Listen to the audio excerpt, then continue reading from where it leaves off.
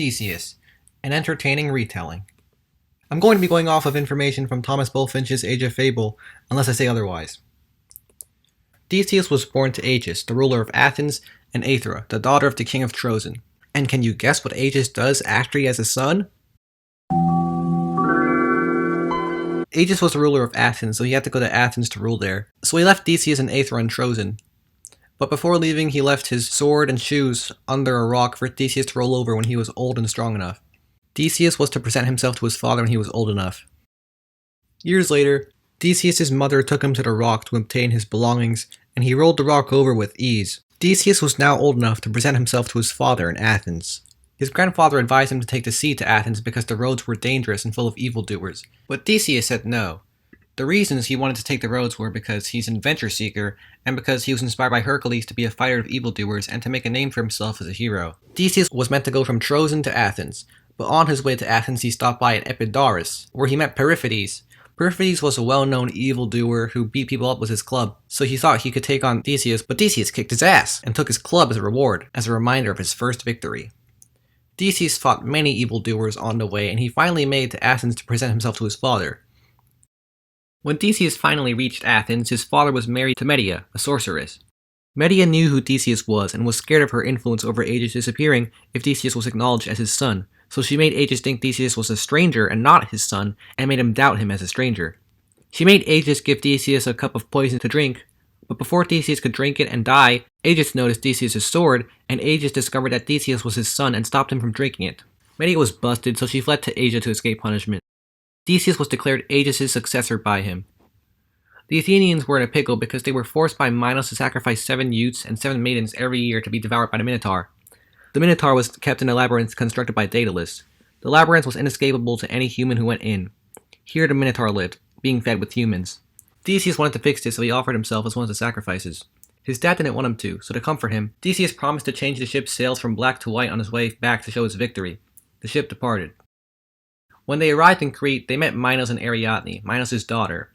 Ariadne and Theseus instantly got the hots for each other. Ariadne gave Theseus some red thread to guide him out of the maze. Theseus was successful.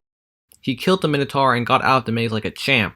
Theseus took Ariadne with him home to Athens, along with the companions who were to be fed with the Minotaur who he rescued. But on their way back to Athens, Theseus stranded Ariadne on an island because he's a complete asshole. When they were arriving, Theseus forgot to change the sails from black to white like he promised his father. So his father, seeing that the sails were black, thought his son was dead and killed himself, making Theseus the ruler of Athens. Stuff Theseus did as king. He carried away Antiope, the queen of the Amazons. The reasons for this aren't clear in the Bulfinch, but according to the Bibliotheca Historica, Book 4, Chapter 16, written by Diodorus Siculus, she was abducted by Theseus to be enslaved. This led to the Amazons attacking the Athenians, and it led to a huge battle in the middle of Athens, but the winner was the Athenians. Theseus' best friend was named Pirithous, and they loved each other a lot. They both wanted to marry daughters of Jupiter, and Theseus wanted Helen. With Pirithous' help, he pulled Helen like a champ.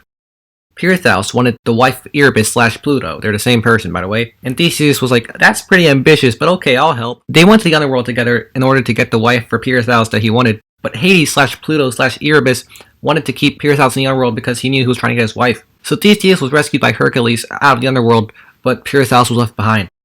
After Antiope died, Theseus married Phaedra, and she took care of his son, Hippolytus.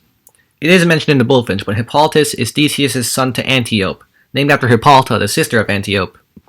According to Phaedra, written by Seneca, Phaedra had the hots for Hippolytus. Yes, she had the hots for her stepson. Hippolytus is obviously disgusted by this, and to keep her incestuous desires a secret, she tells Theseus that his son is the one with the incestuous desires, and that his son tried to rape her.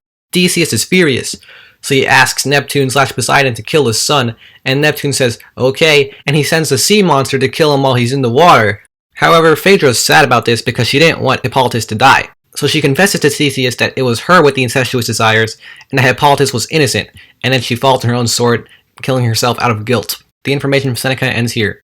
Theseus is obviously really depressed by this because he killed his own son who was innocent. His depression makes him lose the favor of his people, so he exiles himself to the island of Lycomedes. Lycomedes welcomes him at first, but later, according to Plutarch, Theseus 35.3, Lycomedes feared that Theseus would overthrow him as ruler of the island, so he pushes him off a cliff, killing him. And the bullfinch Lycomedes also kills Theseus, but Plutarch specified how and why.